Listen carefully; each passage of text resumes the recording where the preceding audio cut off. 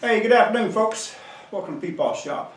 I got an item here from WORKPRO, and this is a fluid, it's a pneumatic and manual. What they put, pneumatic or manual, oil extractor and pump. And this is for 6 liters. So we go up this box up, see what we got in here. This is for those bigger jobs. They make a smaller one, but this is for those bigger jobs. So what we got, okay, we got 3 hoses, so that's going to give us a lot of length. We got our air valve go on top of it.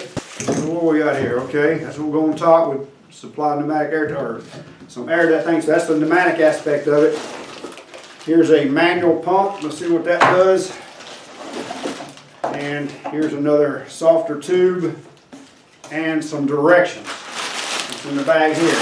All right, again, 6 liters. It's even got it on there. 1, 2, 3, 4, 5, 6. That can come important depending on what type of job you're doing. On here they say it's for brakes, but this could also be good for some transmission fluid changes out that I might use it for.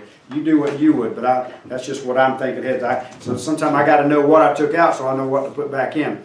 So let's give this thing a look. These here, I think it's going to work real well for me. It works well for me. I believe it'll work well for you also.